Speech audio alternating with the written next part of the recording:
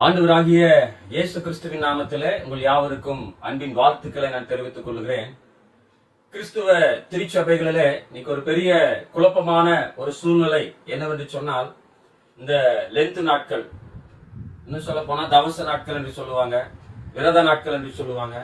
இந்த நாட்களை குறித்துதான ஒரு பெரிய குழப்பங்களும் கருத்து வேறுபாடுகளும் அதிகமாய் காணப்படுகிறத பார்க்கலாம். ரோம கத்தோலிக்க திருச்சபைகளிலே இந்த லென்த் நாட்களை சாம்பல் புதன் முதல் கொண்டு ஈஸ்டர் வரைக்குமாய் இருக்கிற நாட்களை ஒரு பரிசுத்த நாட்களாக, புனித நாட்களாக, துக்க நாட்களாக அனுசரித்து வருவதையும், அது கட்டாயமாக நாம் யாவரும் செய்ய வேண்டும் என்கிற ஒரு காரியமாக அதை அவர்கள் பார்க்கிறார்கள்.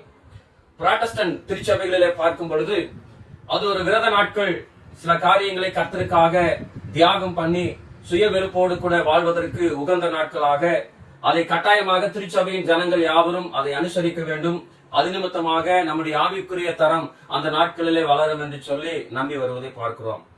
சில பெந்தகோஸ்தே திருச்சபைகளிலே பார்க்கும் பொழுது இது வேதத்திலே சொல்லப்படாத சில காரியங்கள், இது ஆண்டவர் சொல்லாத காரியங்கள், இதை இவர்கள் செய்வது வேதத்திற்கு புறம்பானது, இது தவறானது, பாரம்பரியங்களை கொண்டு வந்து ஆலயத்திற்குள்ளாக திணிக்கிறார்கள் என்று சொல்லி சொல்லுவதையும் அதை நிராகரிப்பதையும் பார்க்கலாம். ஆனால் வேதம் இதை குறித்து என்ன சொல்லுகிறது, அதைத்தான் இன்றைக்கு நாம் சிந்திக்க போகிறோம். குறிப்பாக சாம்பல் புதன் என்கிற ஒரு காரியமோ அல்லது இந்த 40 நாட்கள் லென்த் நாட்கள் என்கிற ஒரு காரியமோ வேதாகமத்துல சொல்லப்படவில்லை என்பது 100% உண்மையான ஒரு காரியம்.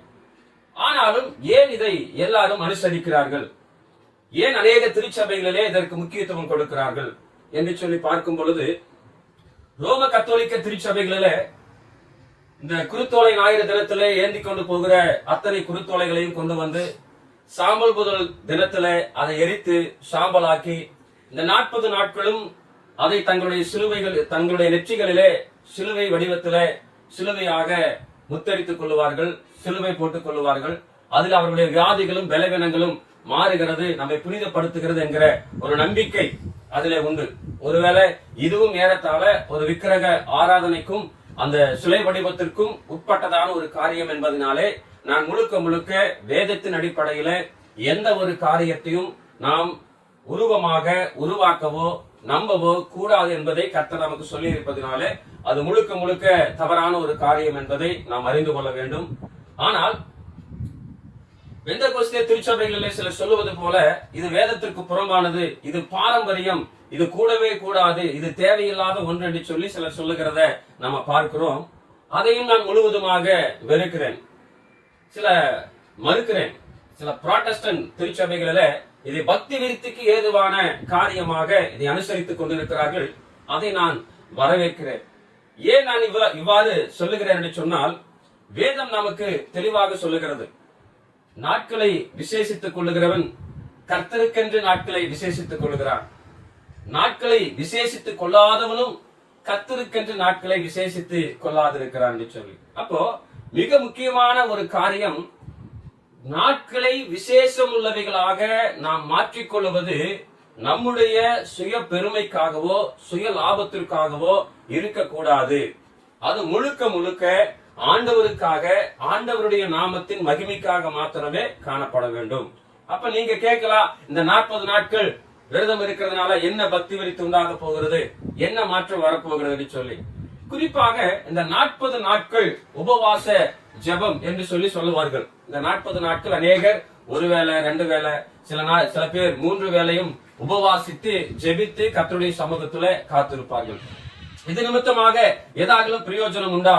சில பேர் சொல்லுவாங்க, மற்ற மதத்தினரும் இந்த 40 நாட்கள் விரதம் இருப்பாங்க, எந்த தப்பு செய்ய மாட்டாங்க, 40 நாட்கள் முடிந்த உடனே திரும்பவும் எல்லா தவறையும் செய்வாங்க, அப்ப அதுக்கு என்ன சம்பந்தம், எல்லாம் ஒன்று போலத்தானே காணப்படுகிறது என்று சொல்லி சில வாக்குவாதங்களை ஏற்படுத்துவார்கள். ஆனால் நாம் அறிந்து கொள்ள வேண்டிய சில காரியங்கள், ஒருவேளை நீங்கள் இதை விசேஷித்த நாட்களாக ஏற்றுக்கொள்ளுகிறவர்கள் ஏற்றுக்கொள்ளலாம், விசேஷித்த நாட்களாக ஏற்றுக்கொள்ளாதவர்கள் நீங்கள் ஏற்றுக்கொள்ளாமல் இருக்கலாம். ஆனால் புசிக்கிறவன் புசியாதவனை அற்பமாய் எண்ணக்கூடாது, புசியாதவன் புசிக்கிறவனை அற்பமாய் எண்ணக்கூடாது என்று சொல்லி ஆண்டவர் சொன்னது போல, இந்த உபவாச நாட்களை விசேஷித்த நாட்களாக எண்ணுகிறவர்கள் உபவாசிக்காதவங்களை அற்பமாய் எண்ணக்கூடாது, உபவாசியாமல் இருக்கிறவங்க இந்த 40 நாட்கள் அனுசரிக்கிறவர்களை அற்பமாய் நாம் எண்ணக்கூடாது, தவறாக எண்ணக்கூடாது. அது வேதத்தின்படி முழுக்க முழுக்க தவறான ஒரு காரியம். இந்த 40 நாட்கள் எதற்காக? நம்முடைய ஜனங்கள் எப்பொழுதுமே சாதாரணமான நாட்களுக்கு விசேஷித்த நாட்களுக்கு வித்தியாசம் உண்டு. இந்த விசேஷித்த நாட்களுக்கு ரொம்ப முக்கியத்துவம் கொடுப்பாங்க. ஒரு உதாரணத்துக்கு, ஒவ்வொரு ஞாயிற்றுக்கிழமையும் இயேசு கிறிஸ்து உயிர்த்தெழுந்த நாளாகத்தான் நினைத்து நாம் ஆராதிக்கிறோம். ஆனா எல்லா ஞாயிற்றுக்கிழமை ஜனங்கள் ஆலயத்துக்கு வருவதை விட திருவிருந்து ஆராதனை என்று சொல்லும் பொழுது குடும்பமாக வந்து கலந்து கொண்டு கர்த்தருடைய பந்தியிலே பங்கு கொள்ளுவார்கள். எல்லா ஞாயிற்றுக்கிழமை ஆராதனை தான்.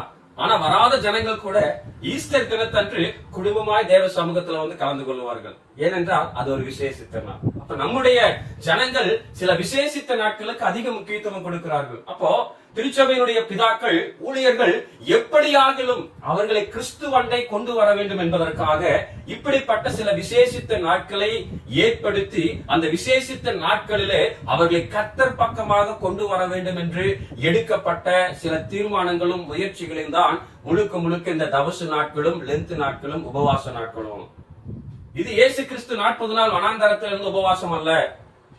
அது வேறு, இது வேறு. ஆனாலும் ஆதி பிதாக்கள், திருச்சபையின் தலைவர்கள் இயேசு கிறிஸ்துடைய உயிர்த்தெழுந்த நாள், சிலுவையில் அறையப்பட்ட நாள், அந்த நாள் முதல் கொண்டு கீழாக எண்ணிக்கொண்டு வரும் பொழுது புதன்கிழமையிலிருந்து துவங்குகிறபடினாலே அந்த 40 நாட்கள் இயேசு கிறிஸ்து ஜெபித்தார், மோசே ஜெபித்தார். இந்த 40 நாட்கள் அநேக தேசங்களிலே உபவாசித்து ஜெபித்ததினால் ஒரு பெரிய மாற்றம் வந்தது என்பதை எல்லாம் வைத்து இந்த 40 நாட்களை நிர்ணயித்து ஜெபிக்கும்படியாக உற்சாகப்படுத்தியிருக்கிறார். திருச்சபையின் பக்தி விருத்திக்காக, ஜனங்கள் ஆண்டவருக்குள்ளாக வளர வேண்டும் என்கிற நோக்கத்திற்காக. ஆகவே வசனம் சொல்லுகிறது, நீங்கள் எதை செய்தாலும் அதை கர்த்தருடைய நாமத்தின் மகிமைக்கென்றே செய்யுங்கள். அப்ப இந்த 40 நாட்கள் தேவனுடைய நாமத்தின் மகிமைக்காக, அவருக்குள்ளாக வளருவதற்காக எடுக்கப்பட்டதான நாட்களாக இருக்கிறபடினாலே இது கர்த்தர் அங்கீகரிக்கிற ஒரு நாட்களாக நான் பார்க்கிறேன். இன்னொரு காரியம், இந்த நாட்களிலே என்ன செய்ய வேண்டும்? உபவாசித்து ஜெபிக்க வேண்டும். இந்த உபவாசம் என்று சொல்லும் பொழுது அது கட்டாயமான ஒன்றல்ல. கட்டாயமா நீங்க உபவாசம் இருந்தே ஆக வேண்டும், கட்டாயமாக இதெல்லாம் நீங்க சாப்பிடாமல் இருந்தே ஆக வேண்டும் என்று சொல்லி பலவிதமான நிபந்தனைகளை திணிப்பார்கள், கட்டாயப்படுத்துவார்கள். ஆனால் ஒரு காரியத்தை நாம் தெரிந்து கொள்ள வேண்டும், ஆண்டவர் எந்த ஒரு காரியத்தையும் கட்டாயத்தினால் செய்வதை அவர் அங்கீகரிக்க மாட்டார், அல்லது கடமைக்காக செய்வதையும் அங்கீகரிக்க மாட்டார். உற்சாகத்தோடு, மனப்பூர்வமாய், வாஞ்சையோடு இந்த காரியங்களை நாம் செய்கிற பொழுது மாத்திரமே கர்த்தர் அதை அங்கீகரிக்கிறார். அது ஜெபமாக இருக்கட்டும், ஆராதனையா இருக்கட்டும், காணிக்கையா இருக்கட்டும், உபவாசமா இருக்கட்டும், எதுவா இருந்தாலும் மனப்பூர்வமாய் செய்கிறவர்கள் எவர்களோ அதை மாத்திரமே கர்த்தர் அங்கீகரிக்கிறார். கட்டாயத்தினாலோ கடமைக்காக செய்வதையோ அவர் அங்கீகரிப்பது இல்லை. அப்ப உபவாசம் என்று சொல்லும் பொழுது என்ன உபவாசம்? நிறைய பேர் இந்த 40 நாட்கள் நான் உபவாசம் இருக்கிறேன், ஒருவேளை சாப்பிடாமல் இருக்கிறேன் என்று சொல்லி சாப்பிடாமல் இருப்பாங்க. ஆனால் தங்களுடைய சொந்த வேலைகளை செய்து கொண்டிருப்பாங்க. அவர் ரெகுலரா நடக்கிற காரியங்கள் நடந்து கொண்டே இருக்கு. அவங்க போகிற இடங்களுக்கு போவாங்க, வருகிற இடங்களுக்கு வருவாங்க, செய்ய வேண்டிய வேலைகளை செய்வார்கள். ஆனா கேட்டா நான் சாப்பிட மாட்டேன், உபவாசம் இருக்கிறேன்னு சொல்லுவார்கள். ஆனால் வேதாகமத்துல நீங்க வாசித்து பாருங்கள், அவர்கள் எப்பொழுதெல்லாம் உபவாசம் இருந்தார்களோ அந்த நாட்களிலே கர்த்தருடைய சமூகத்திலே காத்திருந்தார்கள், ஜெபத்திலே காத்திருந்தார்கள். ஆகவே உபவாசிக்கிறவர்கள் தயவு செய்து கூடுமான வரைக்கும் நீங்கள் கர்த்தருடைய சமூகத்திலே ஜெபிக்கிற நேரங்கள், காத்திருந்து ஜெபிக்கிற நேரத்துல மாத்திரம் நீங்கள் உபவாசியுங்கள். நான் உபவாசம் இருக்கிறேன்னு பேருக்கு நான் உபவாசம் இருக்கிறேன்னு சொல்லிக்கொண்டு கர்த்தருடைய சமூகத்திலே காத்திருக்காமல், ஜெபிக்காமல், வேதத்தை தியானிக்காமல், கர்த்தருடைய நாமத்தின் மகிமைக்கென்று நம்ம நிற்காம நம்ம சொந்த காரியங்களை செய்து கொண்டிருப்போம் என்று சொன்னால் அது நிச்சயமாக கர்த்தருடைய பார்வையிலே உபவாசம் ஆகாது. இந்த உபவாச நாட்களிலே எதற்காக பழைய ஏற்பாட்டின் நாட்களிலே உபவாசம் இருந்தார்கள் என்று சொன்னால், எந்தெந்த தேசத்திற்கு, நாட்டுக்கு, ஜனங்களுக்கு கர்த்தர் பாவத்தை குறித்து உணர்த்தினாரோ அந்த பாவங்களில் இருந்து அவர்கள் மனம் திரும்புவதற்காக உபவாசித்து ரட்டுடுத்தி கர்த்தருடைய சமூகத்துல அழுது ஜெபித்தார்கள். பாவ மன்னிப்புக்காக உபவாசித்து ஜெபித்தார்கள். இரண்டாவது, அழிவிலிருந்து ஜனங்கள் காக்கப்படுவதற்காக உபவாசித்து ஜெபித்தார்கள். மூன்றாவது, தேசத்தின் ஆசீர்வாதத்திற்காக உபவாசித்து ஜெபித்தார்கள். இதை கேட்டுக்கொண்டிருக்கிற அன்பான கர்த்தருடைய பிள்ளைகளே, நம்முடைய உபவாசத்தின் நோக்கம் இந்த 3 காரியங்களா இருக்க வேண்டும். முதலாவது, நம்முடைய பாவங்களை உணர்ந்து அறிக்கை செய்து மன்னிப்பு கேட்பதற்காக உபவாசிக்கணும். இன்னைக்கு நிறைய பாவங்கள் நம்ம கிட்ட இருக்குது. அந்த பாவத்திலிருந்து விடுதலையை பெற்றுக் கொள்வதற்காகவும் அந்த பாவத்தை செய்யாமல் ஜெயிப்பதற்காகவும் கர்த்தருடைய சமூகத்திலே காத்திருந்து உபவாசித்து, ஆண்டவரே எனக்கு நீங்க பலன் கொடுங்க என்று சொல்லி கெஞ்சுகிற, ஆண்டுடைய சமூகத்திலே தேவ பலனை பெற்றுக் கொள்வதற்காக உபவாசித்து ஜெபிக்கிற நாட்களாக இந்த நாட்களை நாம் மாற்றிக்கொள்ளலாம். இரண்டாவது காரியம், அநேகருடைய குடும்பங்கள் அல்லது அநேக கிராமங்கள், தேசங்கள் அழிவை நோக்கி போய் கொண்டிருக்கிறது. ஆண்டவர் சொல்லுகிறார் எருசலேமை பார்த்து, இந்த நாட்களிலாவது சமாதானத்துக்கு ஏதுவானவைகளை நீ சிந்திக்க கூடாதா என்று சொல்லி. இப்போ சமாதானத்திற்கு ஏதுவானவைகள், தேசம் அமைதியாய் இருக்க வேண்டும், குடும்பம் அமைதியாய் இருக்க வேண்டும், அழிவிலிருந்து மீட்கப்பட வேண்டும் என்பதற்காக திறப்பில நின்று உபவாசித்து ஜெபிக்கக்கூடிய ஒரு நாட்களாக இந்த நாட்களை நாம் பயன்படுத்திக் கொள்ளலாம். ஏனால் சிலுவை பாடுகளுக்கு ஆண்டவர் கடந்து போகும்போது எருசலேம் ஸ்திரீகள் இயேசுவை பார்த்து அழுகிறார்கள். அப்பொழுது ஆண்டவர் சொல்லுகிறார், ஸ்திரீகளே எனக்காக அழாதீர்கள், உங்களுக்காகவும் உங்கள் பிள்ளைகளுக்காகவும் நீங்கள் அழுங்கள் என்று சொல்லி. ஏனென்றால் இன்னைக்கு நம்முடைய குடும்பம் அழிந்து கொண்டிருக்கிறது, கிராமங்கள் அழிந்து கொண்டிருக்கிறது, சபை அழிந்து கொண்டிருக்கிறது, ஊழியங்கள் அழிந்து கொண்டிருக்கிறது, தேசம் பாவத்திலே சிக்கி அழிவை நோக்கி போய் கொண்டிருக்கிறது. இந்த மாதிரி அழிவில் இருக்கிற ஜனங்கள் மீட்கப்படும்படியாய் தேவ சமூகத்திலே உபவாசித்து ஜெபிக்கலாம். மூன்றாவது காரியமாக, தேசத்தின் ஆசீர்வாதத்திற்காக. இன்னைக்கு எங்க பார்த்தாலும் ஒருவேளை பஞ்சம், மழை இல்லாத வறட்சியான சூழ்நிலை, தீவிரவாதங்கள், ஒரு சமாதானம் இல்லாத கலவரம் அநேக இடங்களில் நடந்து கொண்டிருக்கிறது. இப்படிப்பட்டதான கொடுமைக்குரிய காரியங்கள் யாவும் நீங்கி, பாலியல் தொல்லை, கொலை, கொள்ளை, திருட்டு, விபச்சாரம், வேசித்தனம், இன்னும் பல காரியங்கள் பெருகி இன்றைக்கு ஜனங்களை ரொம்ப வேதனைப்படுத்துகிறதாக தேசத்தை அழிவுக்கு நேராக நடத்தி கொண்டிருப்பதை நம்ம பார்க்கிறோம். இவைகளிலிருந்து தேசம் காக்கப்பட வேண்டும், மீட்கப்பட வேண்டும் என்பதற்காக நாம் உபவாசித்து ஜெபிக்கிறவர்களாக நாம் இருக்கலாம்.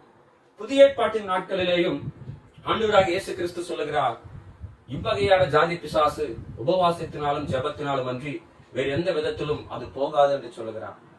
அதே போல அப்போஸ்தலர்களை நாம் பார்க்கும் பொழுது உபவாசித்து ஜெபித்து ஊழியங்களுக்கு அவர்களை அனுப்பி வைக்கிறார்கள். இப்போ அடுத்ததாக பொதுவான ஒரு காரியம், எதற்காக நாம் உபவாசித்து ஜெபிக்கலாம் என்று சொன்னால், ஆண்டவருடைய நாமத்தின் மகிமைக்காக அநேகரை பாவ வாழ்க்கையிலிருந்து மீட்கப்பட்டு அவர்கள் பரிசுத்தமான ஒரு வாழ்க்கைக்கு நேராக நடத்தப்படுவதற்கு தேவ பலன் உங்களுக்கு எனக்கு தேவை. அந்த சுவிசேஷ பணியை செய்வதற்கு, அநேகர் கட்டுகளிலிருந்து ஜனங்களை விடுவிப்பதற்கு, அநேகர பாவ வாழ்க்கையிலிருந்து பரிசுத்த வாழ்க்கைக்கு நேராய் கொண்டு வருவதற்கு நம்முடைய சுய முயற்சியோ சுய பலனோ போதாது. தேவ சமூகத்துல காத்திருந்து ஜெபிப்பதினாலே அவர் கொடுக்கிற பலனை கொண்டு மாத்திரமே சுவிசேஷ பணியை நம்மால செய்ய முடியும். அநேக ஆத்துமாக்களை ஆண்டவருக்கென்று ஆதாயப்படுத்த முடியும். ஆகவே இயேசு கிறிஸ்து சொன்ன, நீங்கள் உலகம் எங்கிலும் போய் சர்வ சிருஷ்டிக்கு சுவிசேஷத்தை பிரசங்கித்து பிதா, குமாரன், பரிசுத்தாவின் நாமத்தினாலே அவர்களுக்கு ஞானஸ்தானம் கொடுத்து நான் உங்களுக்கு கற்றுக் கொடுத்த யாவையும் அவர்கள் கை கொள்ளும்படி அவர்களுக்கு போதனை செய்யுங்கள் என்று சொல்லப்பட்ட அந்த பிரதான கட்டளையை நீங்களும் நானும் நிறைவேற்ற வேண்டும் என்று சொன்னார். தேவ சமூகத்துல காத்திருந்து உபவாசித்து ஜெப பலத்தோடு கூட, தேவ பலத்தோடு கூட காரியங்களை செய்யும் பொழுது கர்த்தர் பலத்த காரியங்களை, மகிமையான காரியங்களை தேவன் செய்வார். ஆகவே இப்படிப்பட்ட நாட்களை விசேஷித்த நாட்களாக கர்த்தருக்கென்று நாம் மாற்றிக்கொள்ளும் பொழுது நிச்சயமாக நம்முடைய வாழ்க்கை ஒரு ஆசீர்வாதம் உள்ள வாழ்க்கையாக மாறும். நம்முடைய குடும்பங்களில் ஒரு மாற்றம், நம்முடைய திருச்சபையில ஒரு மாற்றம், நம் வேலை செய்கிற இடங்களில் ஒரு மாற்றம், நம்ம இருக்கிற தேசத்துல ஒரு மாற்றத்தை கர்த்தர் கொண்டு வருவார். சில பேர் கேட்கலாம், இந்த நாள்ல மட்டும்தான் விசேஷமா நம்ம உபவாசம் இருக்கணுமா? மற்ற நாள்ல கூட இருக்கலாமே. தாராளமாக தாராளமாக உங்களுக்கு எந்த நாட்களில உபவாசம் இருந்து ஜெபிக்க வேண்டும் என்று நீங்கள் நினைக்கிறீர்களோ அந்த நாட்களில உபவாசம் இருந்து ஜெபம் பண்ணுங்க. எல்லா நாளும் கர்த்தர் உருவாக்கின நாட்கள் தான். ஆனால் ஆதி பிதாக்கள், திருச்சபைய தலைவர்கள் இந்த நாட்களை அவர்கள் நிர்ணயித்து வைத்திருக்கிறார்கள்.